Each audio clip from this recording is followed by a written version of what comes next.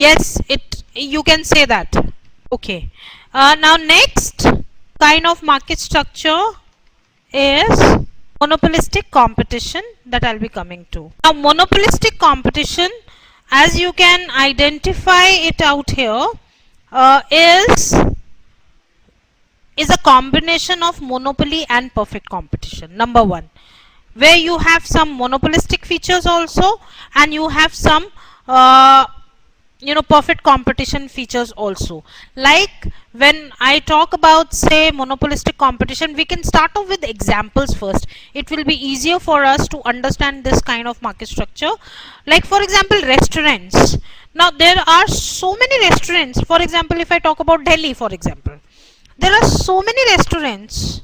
Okay, there are many buyers and many sellers.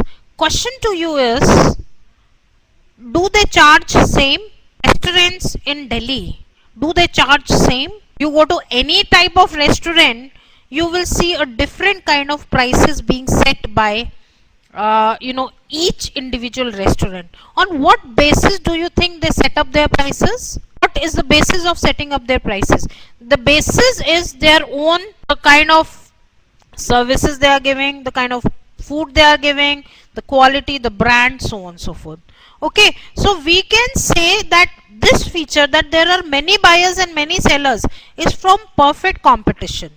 Okay, but one of you asked me this question also, but in perfect competition, product remains homogeneous, whereas in monopolistic competition, it is that the product remains differentiated.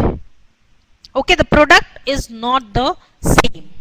That is a typical case of monopolistic competition. So first feature is from perfect competition. Second feature is what identifies monopolistic competition, that there are many buyers and sellers, but the product is differentiated. That is why each one of the seller acts as a monopolist in the market. Entry and exit condition into the market is relatively free, relatively easy.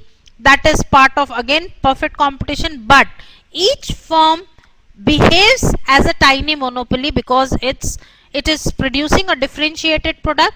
It has control over the prices, and as per the differentiation that is being brought about by the monopolistic competition firm, it is having its own selling cost involved in it. So this is what is monopolistic competition: some portion of monopoly and some portion of perfect competition. Is it clear? Is it clear, everybody? I think with examples it is much more easier to identify. Okay, so assuming that you all have understood what are market structures and what is oligopoly, monopolistic competition, monopoly, now when you are going to read it from the book, it will be crystal clear.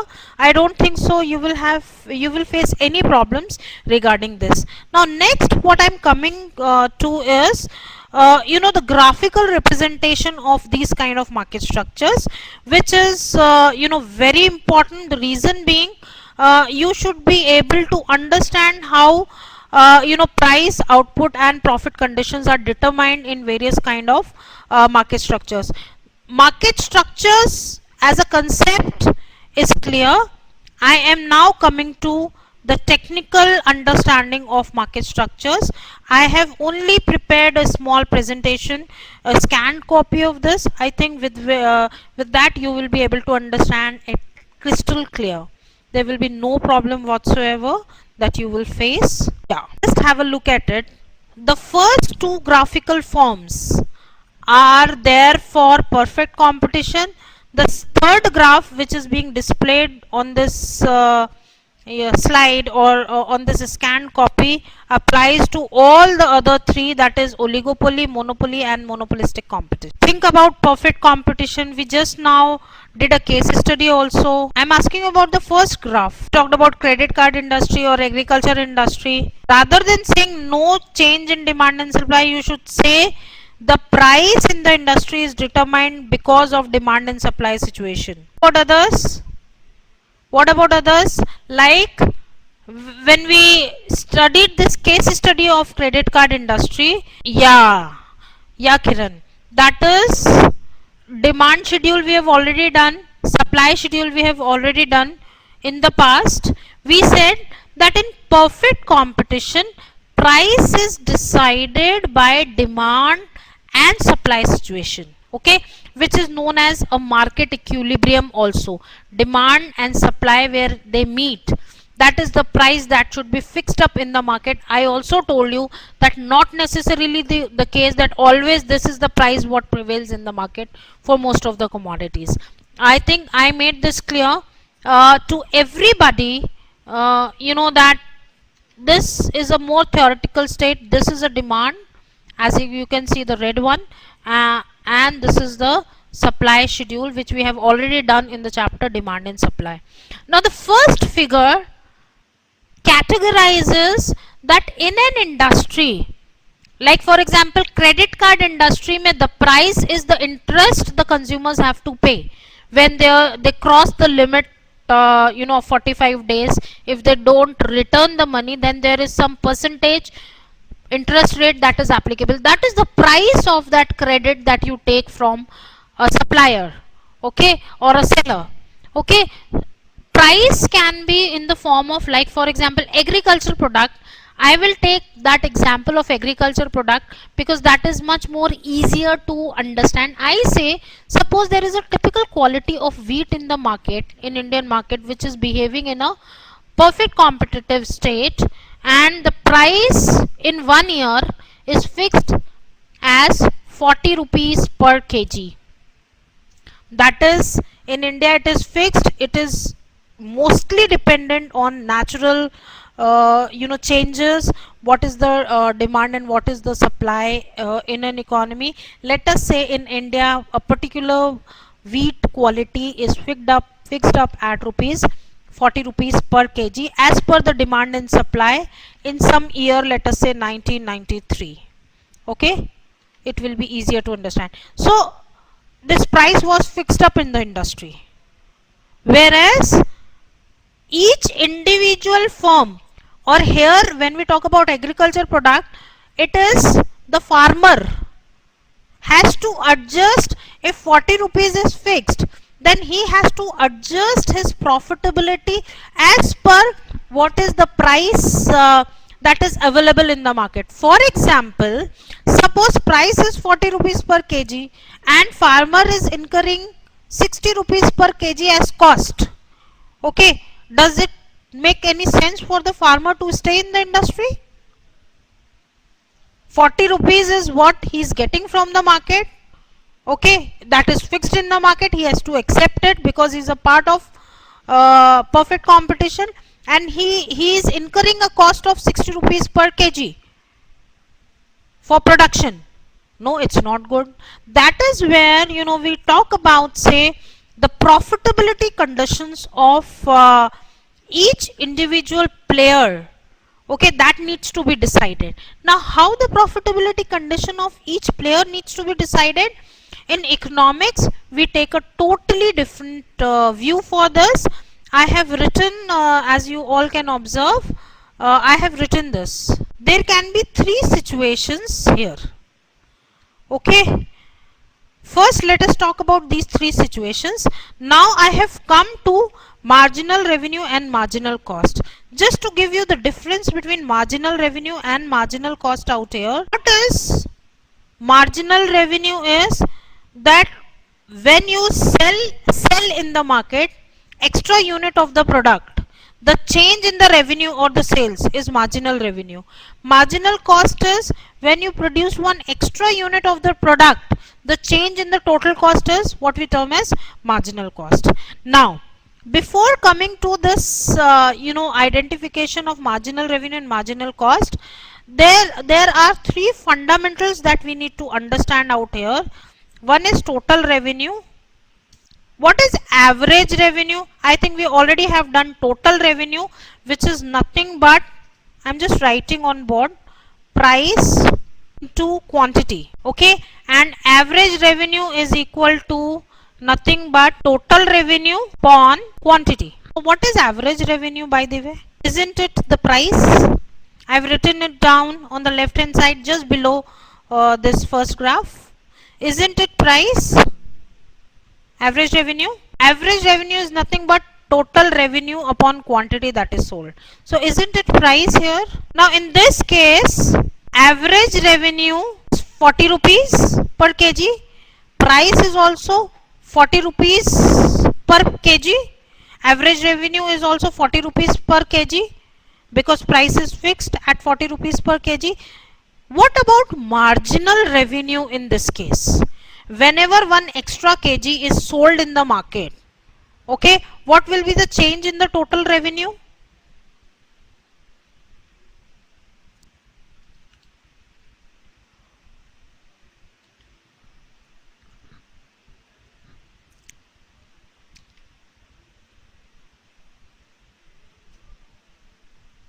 How I am asking you, by how many rupees your revenue will change, your sales will change when you sell one extra kg of rice in the market, which is priced at rupees 40 per kg. That is what is my question. The price of the product is 40 rupees. हाँ, आप 10 kg cell कर रहे हो 400 rupees में, 11 kg cell कर रहे हो 440 rupees में. So total revenue is changing by 440 minus 400. That is always 40 rupees per kg. Am I right? Change in total revenue. 400 is also total revenue. 440 is also total revenue. No, Prashant. Absolutely wrong. My question is, when I am selling 10 kgs in the market, I am getting 400 rupees as revenue, total revenue. 40 into 10. When I am selling extra 1 kgs, that is 11 kgs in the market, what is my total revenue? 440 rupees. So change in my total revenue is 440 rupees minus 400 rupees. That is nothing but 40 rupees per kg. Okay, everybody else, are you able to connect? Are you able to understand this? This is very, very, very important, because if you are able to understand this concept, then only you will be able to understand this graph. Are you all able to understand that it will be 40 rupees per kg here? Change in, और what we term as marginal revenue. Marginal revenue का मतलब होता है जब हम एक extra unit cell करते हैं मार्केट में, हमारा सेल्स कितने से चेंज होता है, हमारा टोटल रेवेन्यू कितने से चेंज होता है. That is what we term as marginal revenue. Okay, so assuming that all of you have understood it, I am moving further. Okay, in this case we can say that it is average revenue which is equal to marginal revenue which is equal to price. Is it understood? That is 40 rupees per kg. Okay, what is this SRAC that is in that is given? Yes, it is short run average cost curve for one individual firm. Average cost for one individual firm, which is U-shaped, which we have done previously, and marginal cost is the same that we have identified. Okay, so in the second graph, first graph is all about the industry, the price, how it is determined. Second graph gives us the idea about price and cost condition of an individual player, of an individual firm in the market. Okay, that is what is the difference between the two graphical representations here. Now there are three conditions basically which we can identify here. These three conditions are, as you can see, one condition can be where marginal revenue is equal to marginal cost. Another condition, as I have put it in green, marginal revenue is less than marginal cost, and next is marginal cost is less than marginal revenue. Okay, now if I ask you this question, out of these three conditions that I have given for marginal revenue and marginal cost, which is good for the individual player, which is good for the firm? Can you tell me which condition out of all these is the best? Third one, that is where marginal cost, that is the cost that the organization is incurring, is less than marginal revenue. Of course, you are absolutely correct. Third one, third condition. What about others? Are you able to understand? Cost कम है, revenue whatever one is earning is more. Okay, what about others? Are you able to connect? Marginal cost less than marginal revenue. If that is the condition, that is good for any organization. Everybody else, you are able to understand this? Waiting for your responses, then I'll move further on. Okay, be focused on the second graph. Okay, and see to it I am making a green graph here. I am outlining it with this green thing. See, marginal cost at this point, till this point, till this point, till this point, here where I can put it across as red. Okay, this is the point. Till this output level, you can see that marginal revenue, that is 40 rupees per kg, is more than marginal cost. You can see this marginal cost curve, this green line that I have again made. Till this red point, what is happening? Marginal revenue, that is 40 rupees, is more than marginal cost. Am I right? At this point, red point, marginal cost is equal to marginal revenue. Beyond this point, what is happening is that marginal cost has become more than marginal revenue. Is it good for the organization? Absolutely not. Okay, that is where we need to understand. If this individual firm has to optimize, has to produce, it should only produce till this level, red point level, because beyond that, if it produces, its marginal cost is more than the marginal revenue, which doesn't make any sense. Okay, so this point where marginal revenue is equal to marginal cost, is known as profit maximization point. The reason being, beyond this output level, if the organization produces, it will incur losses because cost is more than the revenue it is generating by producing each successive unit, because the price is fixed at 40 rupees per kg. Okay, now I think all of you have understood this fundamental. Okay, now if I talk about profit at this output level, let us say that at red output level, the firm has let us say 62 kg it should produce. Beyond that, if it produces, then it does not make any sense. So 62 kgs it should produce. Now at this point of when the organization is producing 62 kg, okay, can you tell me how the organization will calculate profit per unit? For this, I have already given a clue in the profit portion that is given below towards right hand side. Can you tell me how this organization can calculate profit when it is producing 62 kgs? Clue is given here in the profit portion. Question is, when the organization is producing 62 kgs, okay, red point pe output, what is the profit that it is earning? We already know the price is 40 rupees. Profit maximization point only tells us that how much output is the optimum. It doesn't tell us the optimum condition. It doesn't tell us the profit part here. It only gives us the optimized output level. That's all. इसका उससे ज़्यादा कोई role नहीं है. No profit, no loss नहीं है. No profit, no loss is all about break-even analysis, which is totally a separate analysis from this. See, price is 40 rupees, and let me say at average total cost at 62 kg, the average total cost out here is, which I am making here. Let me say that this is average total cost at 62 kg for the farmer is let me say 35 rupees for example. Now what is the profit? Can you tell me now? What is the profit that the farmer earns? 5 into 62 is the total profit. I am asking you profit per unit first. एक kg पे कितना profit mill 5 rupees. Yes, first I'm asking you profit per unit.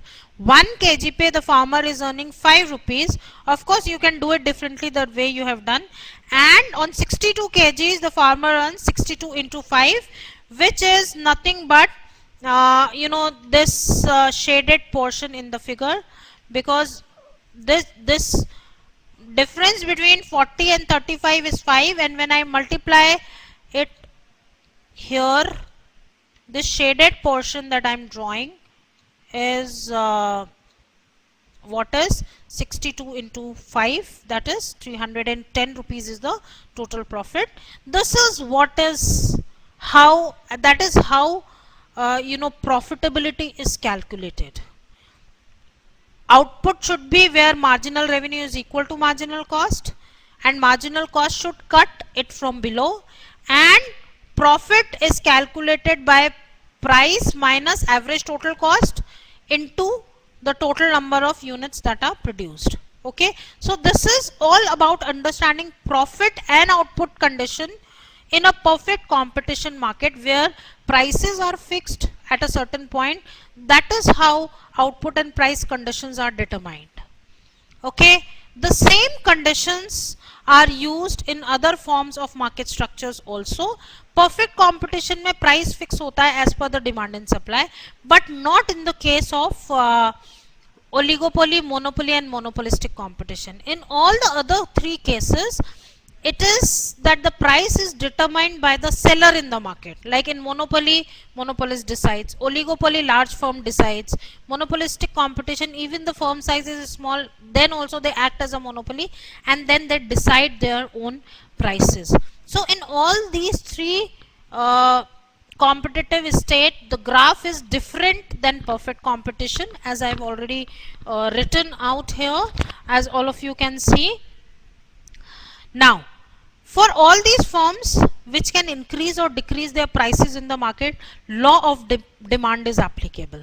Okay, we already know price is nothing but the average revenue, and if we work out on the price, they can increase or decrease their prices, their demand can vary.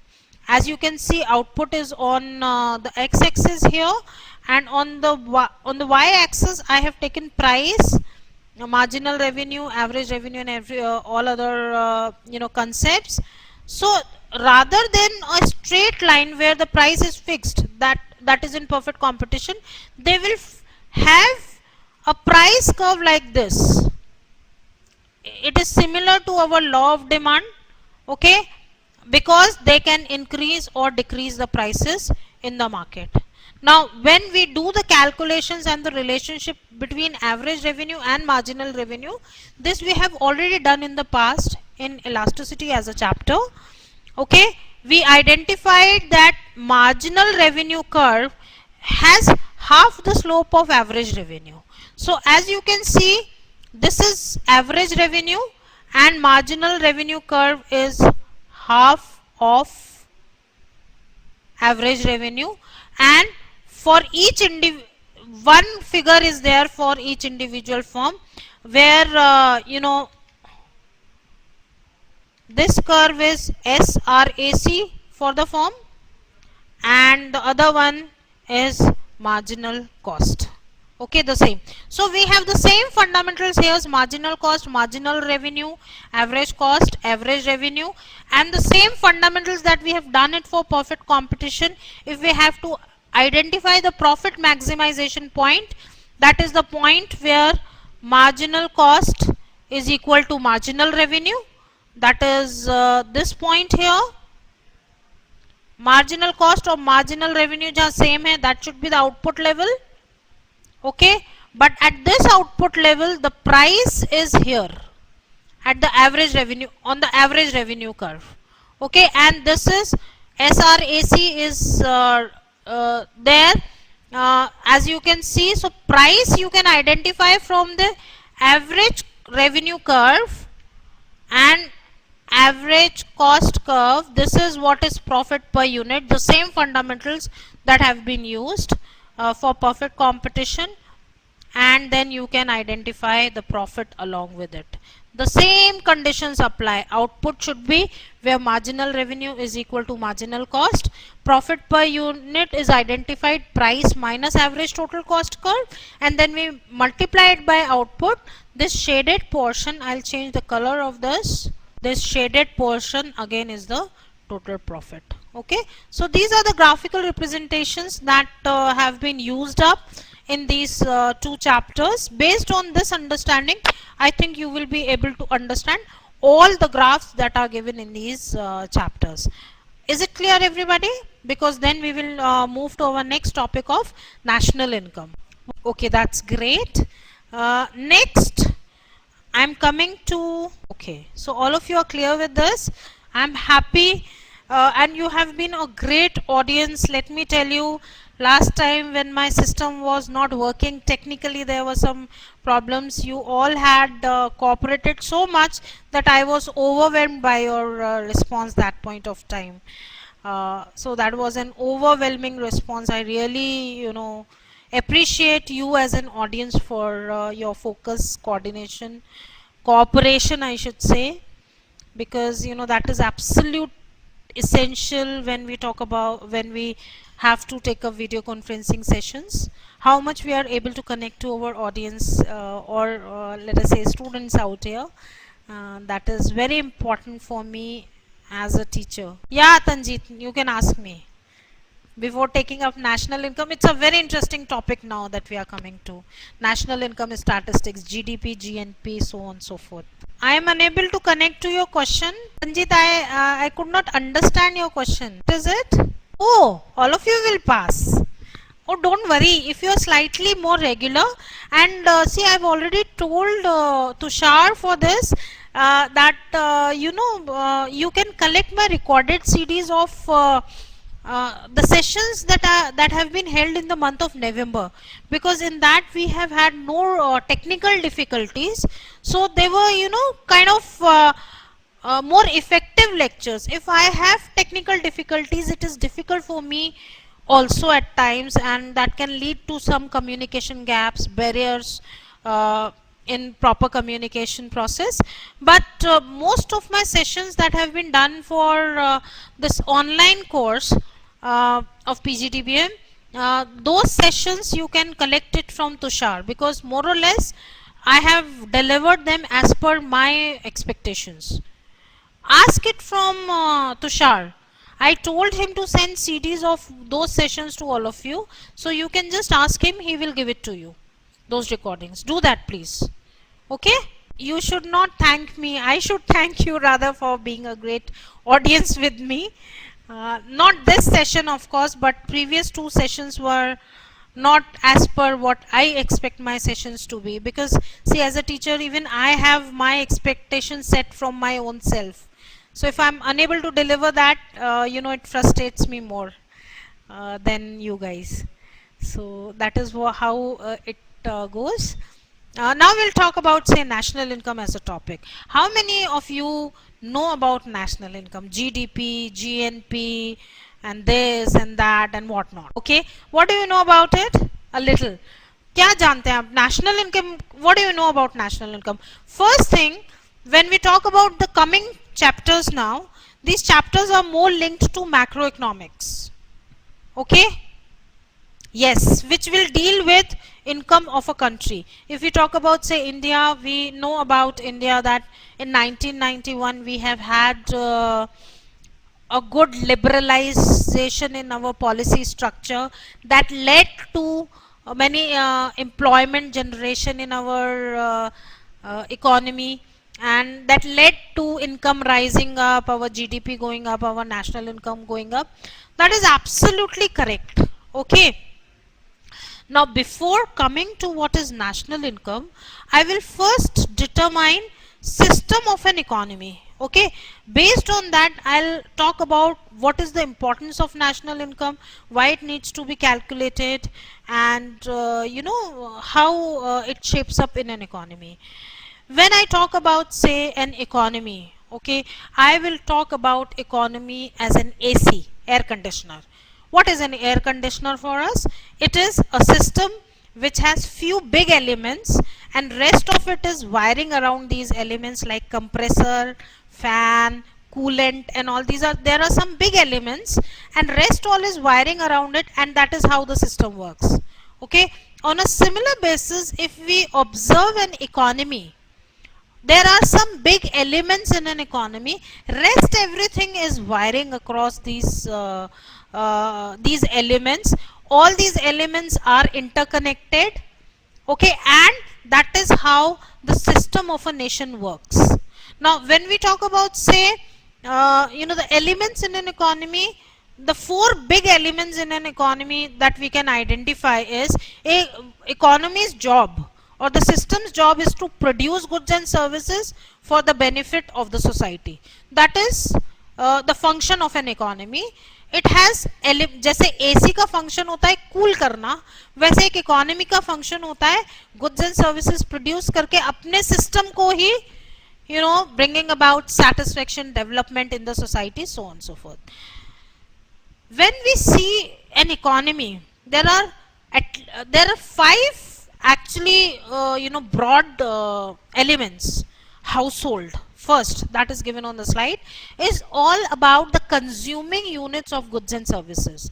It is all about the population which consumes goods and services, okay, which are produced in an economy. Then businesses which produces these goods and services.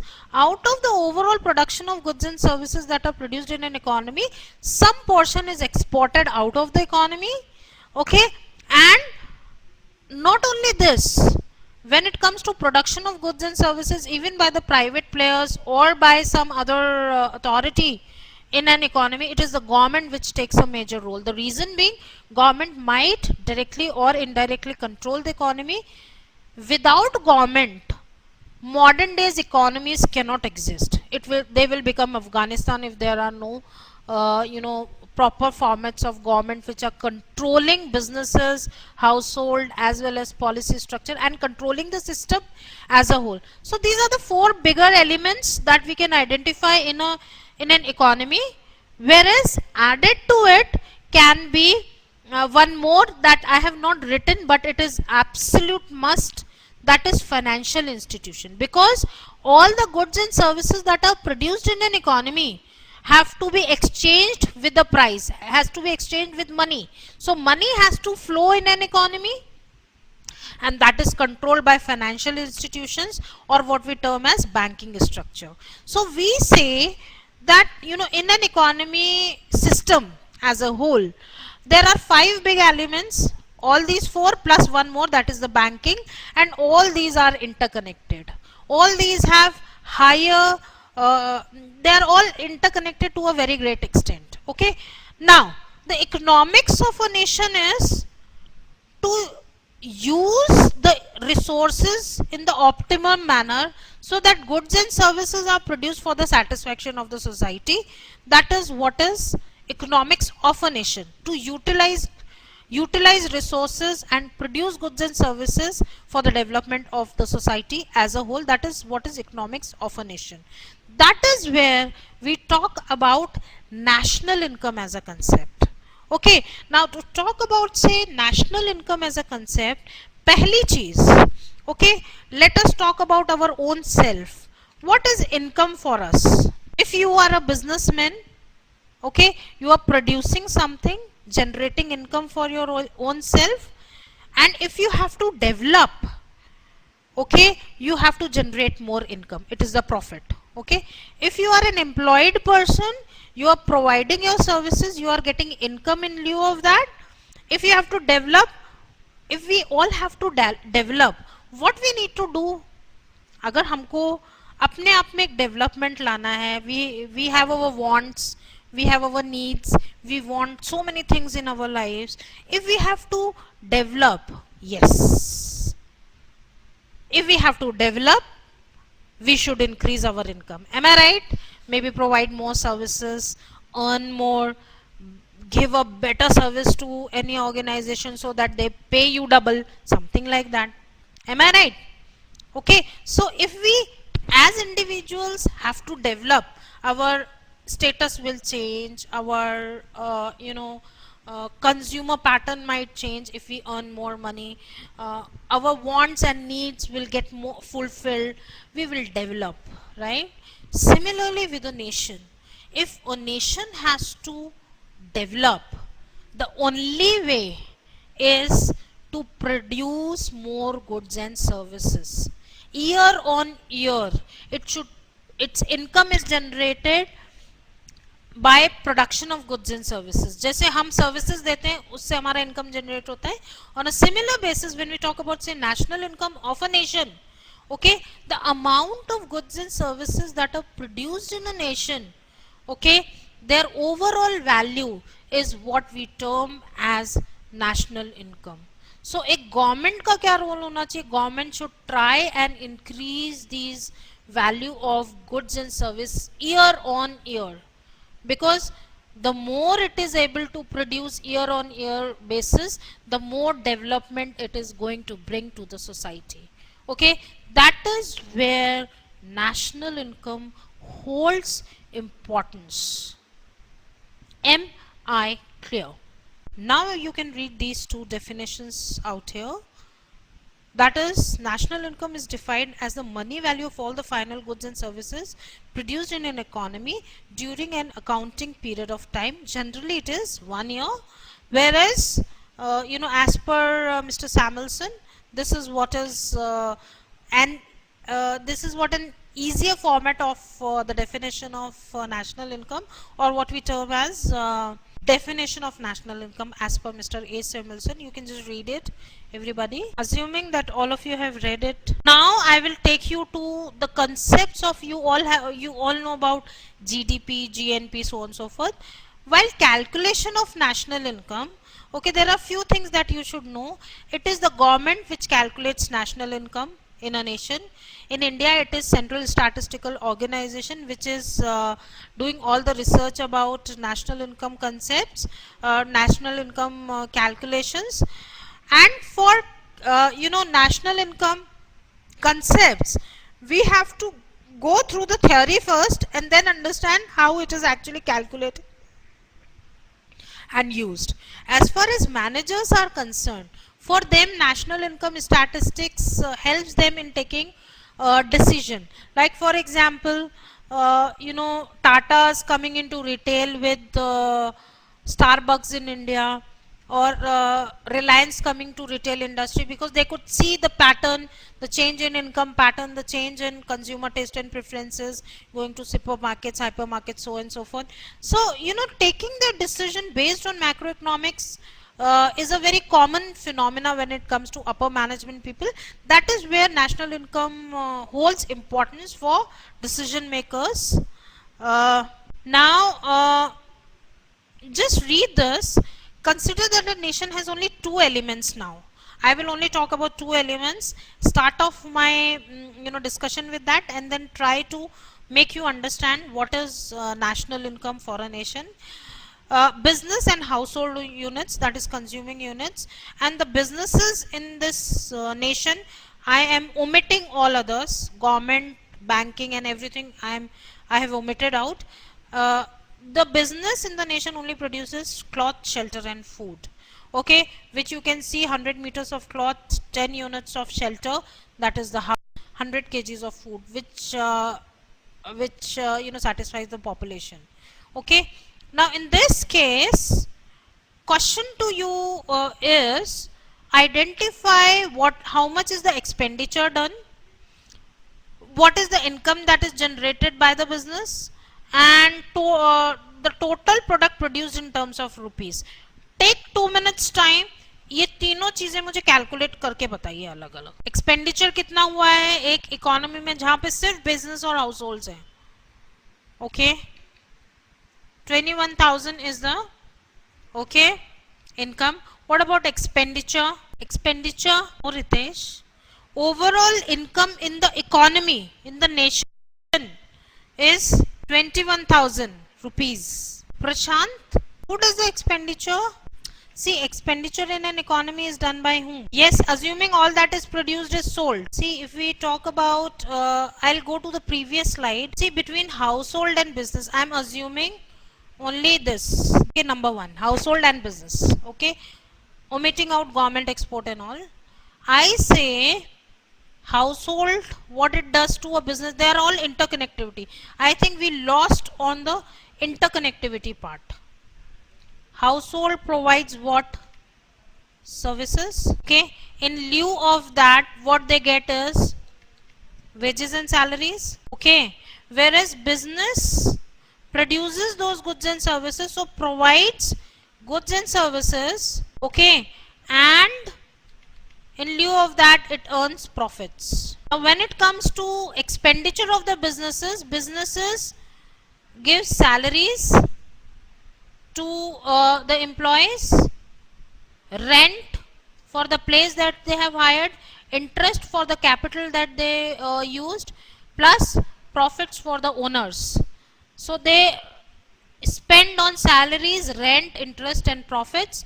That is related to what we term as land, labor, capital and entrepreneurs in an economy. Okay, and household consume these goods and services which have been produced in an economy. Now can you tell me what is the expenditure? Have you understood, everybody? I'm coming back to the next slide.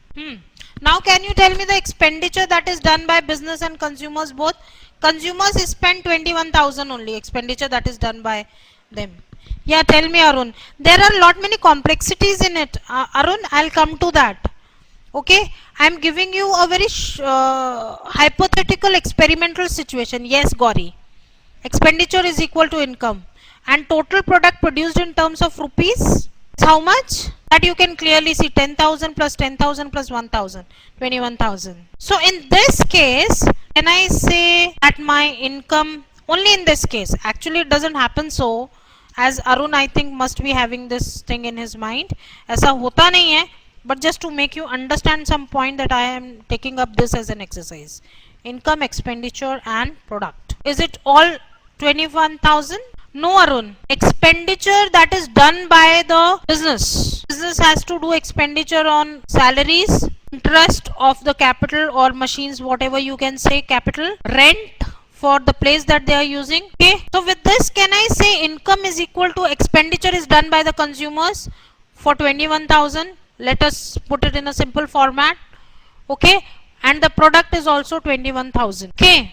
So can you say that expenditure is equal to income is equal to total product produced in terms of rupees? Arun, I cannot get your question. What's the question? See, this is a very hypothetical case. It doesn't happen so, because in an economy, it is much more complex situation. There is government, there is exports and import. Okay, there are banking institutions, there is relationship between all these. So in actual economic format, it is not as simple as it is sounding. Just to make you understand a simple point, I have taken up this, okay, as an experimental case. See, if all these economy is all about producing goods and services, so that this production of goods and services brings betterment to the society, brings development to the society. That is what an economy or a nation is all about. If you see it economically, politically and all, there are different reasons, there are different objectives. Economically, the reason is only one: national income should go up and development should happen in the nation. Agar hum as individuals, agar we don't see our emotional family, emotional well-being, family, this and so, our economic angle should always be that we should try and increase our income and go for a proper development of our own self and our family. Okay, so that is what I want to put across. So what we can see from this experiment out here is total product is equal to 21,000.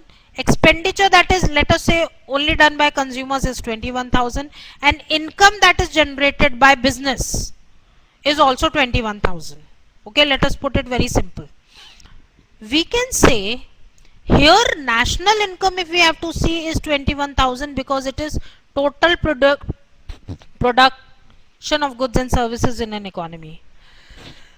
That means this brings us closer to the fact that national income can be calculated in three ways, that is expenditure method, income method, and total product method. That is what this brings us closer to, that there, if we have to calculate national income, in this case national income is 21,000. The reason being, it is the goods that are being produced in an economy, the worth of goods is 21,000 rupees. Okay, now how is national income calculated? National income calculation is done with three ways. A nation can use either of the way. Okay, output method, income method, or expenditure method. Nation can use any of the methods that it wants to. It will result in only 21,000. Okay, as you can see with that experiment that we have done. Now output method of national income calculation, the formula is price of commodity 1 into, because when we talk about national income of a nation as a whole, it is overall all the goods and services that are produced in a nation in one financial year. That is what is national income for a nation as a whole. Price into output, so on and so forth. That is output method. Income method is that if nation acts as a system, okay, then income is in the form of wages, income is in the form of interest, which is there for banking and financial institutions. Okay, profit is income of the entrepreneurs, rent is the income of land, wages is the income of labor, and interest is the income of capital. Of course, आपके in your minds there will be lot many things that will be going right now, but in economics we use it this way, that rent is the income of land. If you remember, we talked about for a nation we can divide its resources into four broad categories: land, labor, capital, and entrepreneurs. Entrepreneurs earn what? Entrepreneurs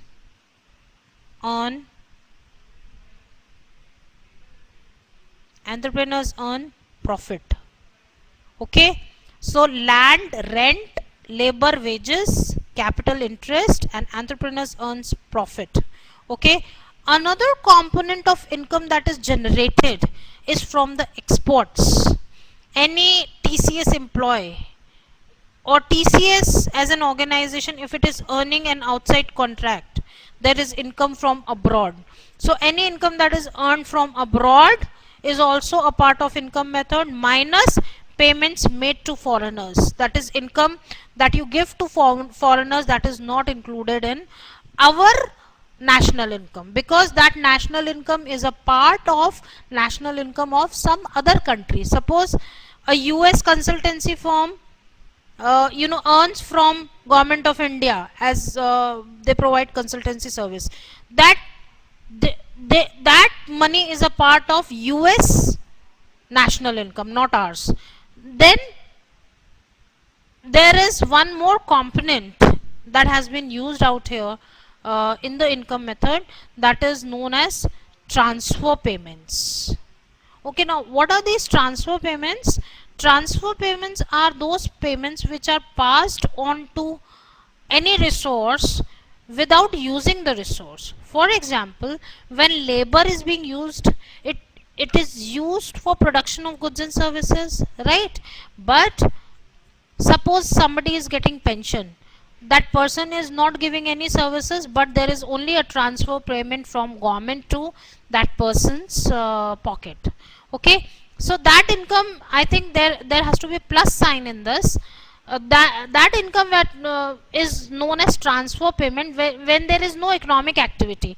Now what is an economic activity? I am coming, sitting here, giving you a lecture, I am getting paid for it. That is an economic activity for me. I am going back home, teaching my daughter, she is 8 years. It is not an economic activity for me. The reason being, I don't get paid for it. So any such activity for which you are not getting paid in for economic activity, but only there is a transfer of payments, that is known as transfer payments. Pension, gratuity and all, they come under what we term as transfer payments. That I'll let you know how the calculation is done. I'll let you know. Okay. Then comes the expenditure method.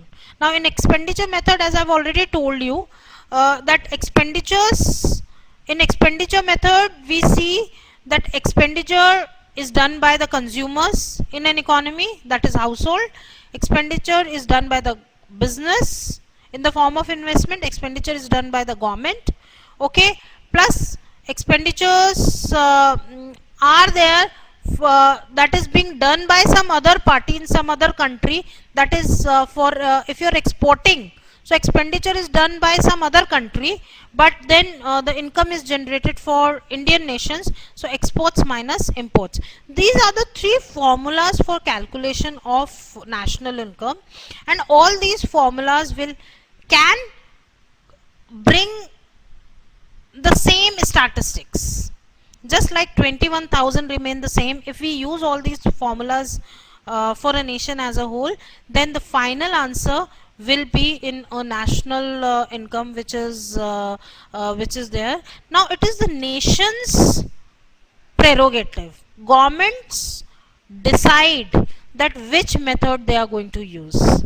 Like in India, we use not the expenditure method, but we use output and income method. How it is being calculated, there is a lot of research that goes on. Like for example, if the calculation for how much agriculture for primary sector, that is the agriculture sector, it is the output method which is used, but for the services sector it is the income method that is used. In that, what government does, if it has to calculate how much wheat has been produced in India, it doesn't actually do the calculation overall. What it does is, it will take a sample that per hectare productivity is 100 quintals, for example. It will calculate how many hectares are being utilized for production of wheat, and then based on these sample size calculations, they will come and arrive at a figure. Let me tell you, calculation of national income is a very complex phenomena which involves huge data, but that need not be always precise, because some sampling is done, and based on the sampling, overall calculation for national income is done. Whereas in the services sector, suppose CA, chartered accountant, is taken up as a career for services, then average earning of an CA is taken into consideration, and national income is taken care of. So for primary and secondary sector in India, primary sector is that sector which actually is into production of raw material. जैसे जितना agriculture industry है, mining, coal, oil industry, they fall under the category of primary sector, and secondary sector comprises of manufacturing, which uses inputs from primary sector and converts it into goods, and services sector is different, that is identified. So primary and secondary sector in India, Central Statistical Organization uses output method, and for the last services, it uses the income method, where income categories are determined, and average, based on the average earning per income category, calculations are done that are different from what is given over here as a formula. It keeps on changing, and what you hear that GDP has risen by 8%, 9%, that is a result after the calculation. Every year Central Statistical Organization calculates national income, okay, and based on their calculations, they they come out with the figures. What we hear about 8% growth, 9% growth is important. In national income, how much year on year growth is there, by what percentage national income is rising every year, is very, very important. The nations, like for example Japan, was able to have nearly a growth rate of 10% in its national income for over a decade in 1970s and 60s, and that is why It developed from a developing nation to a developed nation. So growth in national income matters for any government. It is the most important fundamental. Yes, your income is always a part of national income. There are many things which are not included in national income, like for example, smuggled items are not included. Anything which has been produced last year, like any flat was produced last year and resold in this year, is not included in national income. Okay, any unethical product which government doesn't allow is not included. Anything produced for hobby purpose is not included, like I'm preparing a painting for myself, is not included. I'm doing gardening and producing vegetable, is not included. But a farmer, if he or she retains some of the produce, then that is included. So some things are included, some things are not included. That is also taken care of. Smuggled items are not included in national income. Yes, your salary should increase, but there are many macro things involved in it. When nation as a whole grows, profits of business rise and they distribute more salaries also. So if a nation is in a boom, it is doing good as a whole, then automatically in general the salaries also rise. Okay, so that is how it goes. Now that was previously calculation of national income. Now I'll come to some basic concepts in national income. Gross versus net, national versus domestic, factor cost versus market price, real versus nominal. Okay, you must have heard gross domestic product, net domestic product, gross national product, net national product. Okay, so with these that I have given out here, we can actually do mix and matching and come to some concepts like GDP. I can say gross, the first one, domestic, the second one, product, at factor cost, or I can say real GDP, or I can say nominal GDP. Can I make different combinations out of this? Actually, these are the combinations. No, it will not be included, Arun. Unless and until you are selling them off for commercial purpose, these will not be included. If you are using it for commercial purpose, selling it in the market, then it will be used, otherwise not. You've invested, but that is for your hobby. Out of your income, you have taken out certain proportions, certain money for your own hobby purpose. So that will not be included. If you invest it for commercial purpose, then it will be included. Can I make different combinations out of this? GDP, GNP, NNP, NDP, so on and so forth. Okay, so I'll first explain you the difference between these some basic concepts. With this, you will be able to understand what is GDP, GNP. These are nothing but national income. It is just like national income ke, how you can visualize national income. Okay, GDP is also national income, NDP is also national income, GNP is also national income. These are the various concepts that are used. Gross versus net. All of us know about accounting. Gross versus net. When we do some logical deductions from gross, we arrive at net. Okay, net profit of an organization, which includes minus all the tax deductions.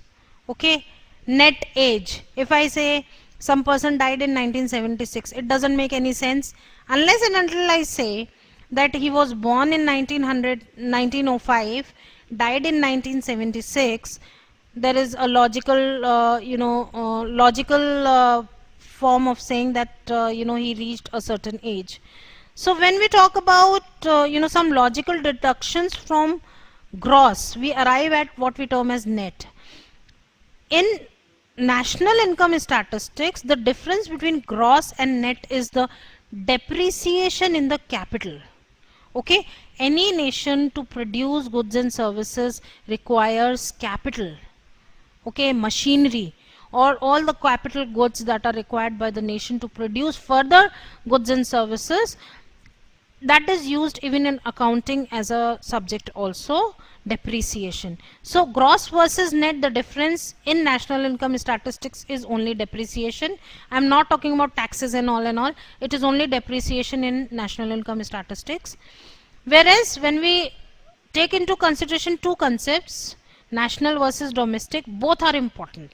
When we talk about say globalization, so any organization like TCS, which is having its income from Indian domestic environment plus income from abroad, okay, both are important for us as a nation. The reason being, you know, it is the income that is generated for the employees, for and all of us, helps us to grow. So that is where, you know, national versus domestic concepts have been identified, where national is income of Indian resource which includes income from abroad also. That is like TCS is an Indian resource, Indian organization which earns from abroad, that is included in the national concept. Anybody, any organization which is operating in Indian environment and taking away the income is not included in the national concept. All the Indian resources outside India and within India, whatever income they are generating is covered under national concept, whereas domestic concept is all about income of the resource within the boundaries of the nation, be it a foreign national or be it a Indian national. So that is what is national versus domestic. Okay, when we see national versus domestic, then in domestic, when we add income from abroad and subtract income of expats in India, expats and other MNC in India, that is we arrive at what we term as the national concept. So national is equal to domestic, that is within the boundaries of India, plus whatever Indian resources earned from abroad minus income of foreigners within the India. That is what is national and domestic concept. Then we know NRIs are a part of national income statistics of that country where they have where they have taken up the citizenship. It only includes, like for example, I go to some other university out of India, deliver a lecture and I earn for that. That is income from abroad. Or Indian consultancy going out and earning is income from abroad. Not in the case of NRIs. They are part of national income statistics of some other nation. Then comes factor cost. For the difference between factor cost and market price, I'll come to this. Take 2 minutes time and have a look at it. Yes, Tanjeet. Yeah, your salary will be a part of our national income statistics. National versus domestic. So आपका national में आएगा. Because your income is being generated by environment outside India. Have a look at this. Take 2 minutes time, have a look at this. Loaf of bread requires farmer, mill, bakery, wholesaler, retailer. Okay, wheat is a product, wheat flour is a service, baking is a service, distribution is a service, retailer is a service. For that, let us say the components are 3, 2, 2, 2, 1, which makes up to the market price as 10 rupees. In 1982, the market price is 10 rupees and the factor cost. See, retailer is also a factor because he is providing services. Wholesaler is also a factor, he is also providing services. Baker is also a factor of production because he is providing services. Mill is a service provider, whereas farmer is producing that basic raw material here. If someone is getting dearness allowance in current account while on site, anything earned from abroad comes under national income concept. If the payment is done by a party which is outside the domestic boundaries of India, then that will be a part of national concept. That is how it is taken into consideration. More of it you can read from Google and other books. I don't have the time to go in detail. I'll talk about indirect taxes. What are indirect taxes? What are indirect taxes? Anybody who is an expert in this? Like indirect tax can be a service tax. Now if you go to Domino's Pizza, they will simply apply that service tax and transfer it to the consumers. So the tax that is applied on the businesses mostly come under indirect taxes because businesses simply transfer it to consumers. Okay. Direct taxes are those which are levied on our incomes, जो cut के आता है deduction, that is direct taxes. Indirect taxes. What is the difference between 82 and 83 here? Let us say the working conditions change in 1983. Farmers' cost went up, maybe due to some natural reason, 4 rupees, but government wanted to keep the prices of bread in the market intact. That is why government gave 1 rupee subsidy to the farmer. Okay, so in this case, when there is no extra indirect tax, suppose, what is the factor cost in 1983? If I say this is not there, there is no indirect tax, what is factor cost in 1983 if there is no indirect tax? Yes, 11 rupees. Okay, and so the formula will become here, factor cost is price. When the government is giving subsidy, you know why the government wants to give subsidy, because it wants to retain the prices out here. Subsidy can be given in any form, but here we can say it is market price plus subsidy. Okay, so can we say this? Factor cost is 11, which is equal to 11 rupees, which is equal to 10 plus 1. So factor cost is equal to market price plus subsidy. Okay, and suppose it happens to be the case in another condition. Let us say, let me just rub it off first. Is it clear? Can I say factor cost is equal to market price plus subsidy? Can I say that? Can you hear me? Factor cost is equal to market price plus subsidy. It will be market price. Market price, if there is 1 rupee indirect tax, it is passed on to the consumer. Market price will become 11 rupees. Price of bread will be 11 rupees in the market. So factor cost will be market price minus indirect taxes. Okay, so overall equation, if we see, factor cost is equal to market price plus subsidy minus indirect taxes. See, suppose Arun, there is a situation that there is no subsidy. Let us say 1982. Okay, in this 1 rupee indirect taxes is applied. Okay, so market price will become 11 rupees. It will be passed on to the consumers, and factor cost will remain 10 rupees. So we can say market price minus indirect taxes is equal to factor cost in 1982. Because indirect taxes is not the income, factor income nahi hai. What is factor cost and market price? Sorry, factor cost is factors of production. What is the earning of factors of production? Where taxes is not an earning of factors of production out here. Okay, market price is the final price of the product in the market. Yes, it has been added. This has been added. Final figure is this. What you can see is, I'll just show it to you. This is the final figure. It is 10 rupees. 11 rupees is the market price. Yeah, you can say that, Arun. You can say that. You can say that. No, market price is also 11 rupees. Because when we talk about subsidy, it is not included in market price. What is the subsidy for?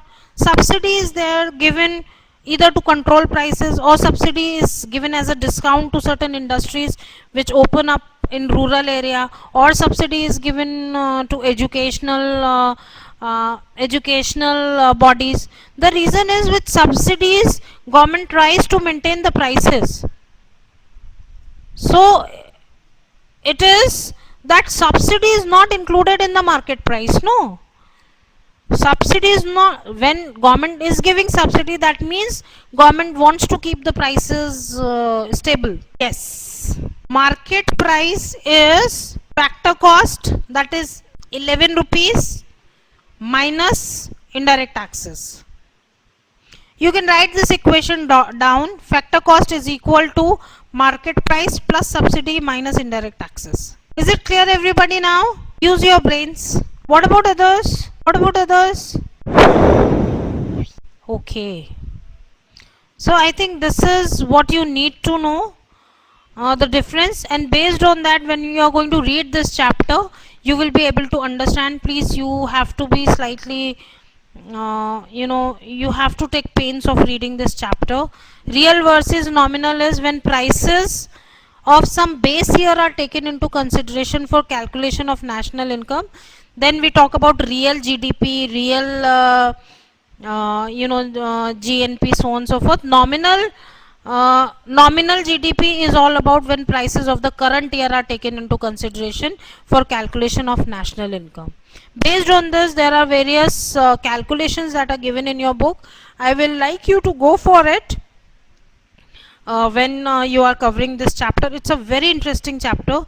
I think you all will like it. And then comes another important portion, inflation. Inflation is important because goods and services have to be distributed in a nation with a certain price, okay, with a certain market price. That is where governments need to control the prices in the market. If they don't, then there might be exploitation of certain society sections, and of course when we talk about say inflation ka general meaning what we all take is a price rise, okay, but price of what is rising in a nation is very important for all of us to understand. That is the reason I will be only talking about what is the importance, existence and determination of inflation in an economy. When we talk about say inflation, all of us have hear about it, number one. Number two, what is inflation we need to understand. See, there are so many goods and services that are produced in a nation, so we cannot specifically talk about one commodity or another commodity when we talk about inflation. In inflation, there is a basket of goods that is taken into consideration for calculation of inflation. Every nation has a different basket of goods and services that it uses for calculation of inflation. Just like our Sensex, when Sensex has to be calculated, first 33 companies are and their weightages are taken into consideration. On that basis, Sensex figures are there in the market. On similar basis, every nation decides its own basket of goods, and it is the general price level that exists in an economy which actually helps us in determining what inflation is. So what next I have done is I've taken up this slide for general price determination in an economy, which will help you to understand how inflation is calculated, and based on this possibly you will be able to understand that this statistics that you see in newspapers, how it is how the calculations are done. Just read this. Suppose a nation produces only 3 commodities: food, clothing and shelter. Weightage as per the consumption pattern is 40% of the overall product is food, 35% is clothing and 25% is shelter, which makes up 100%. The general price level in that economy is price of that food into 40% plus price of cloth into 35% plus price of shelter into 25%, okay. And if we consider that if the prices of all the three is rupees 100, the general price is 100, general price level is just 100 in some year in that economy. And next year, suppose the prices change, P1, P2, P3 change, and the general price level goes up to, let us say for example, 106, then we say that the inflation has risen by 6%. What is important to be noted out here is the weightage and the commodities and the basket of goods and services is decided by the government of the nation. For example, in US there are some 236 items as per the consumption of the society as a whole are decided, and based on their percentage, their weightages of their consumptions, general price levels are determined. So this 6% as a figure that you see is how it is this way how it is calculated. So when we talk about say inflation, it is only an aggregate figure. It is not an absolute figure. If for example I say 6% inflation is there, it does not mean that every commodity's prices have gone up by 6%. On an aggregate we say that the prices have gone up by 6%. Okay, in that it can happen some of the commodities their prices have risen so much, other commodities their prices have come down also. So it is just an aggregate figure which helps us in understanding the general price levels in an economy. Is it clear everybody? Is it clear everybody? Okay, so with this we come to what is the importance of inflation in an economy. See, in any economic system, when money flow is there and goods and services are not increasing, it leads to inflation in an economy, which is not a healthy state. Like I have written down, if inflation in an economy is growing without the increase in the national income, it is not a healthy state. If goods and services are not growing in an economy, only money flow is higher, it will only result in prices going up. It is not a healthy state. Volatile inflationary trends in an economy also reflect badly on stability. It can lead to decreasing FDIs and all also. Deflation, which is counter to inflation. Inflation means rising prices.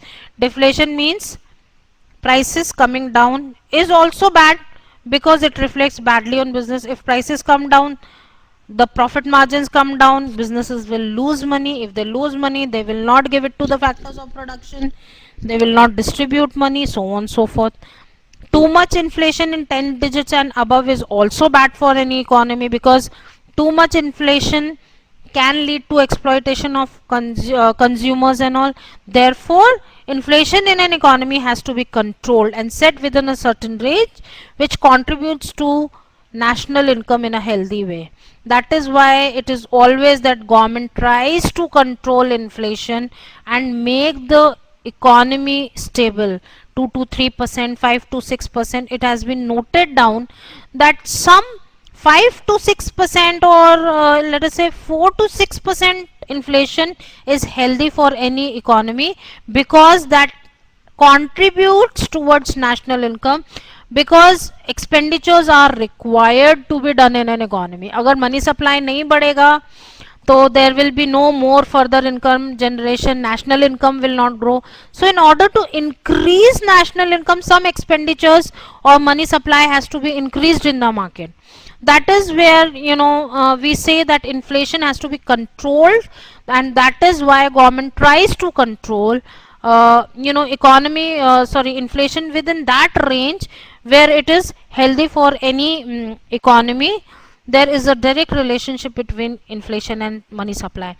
When in an economy money supply goes up, inflation also goes up, and that is why we have agencies like we have policies like monetary policy, which is being governed by Reserve Bank of India, which helps in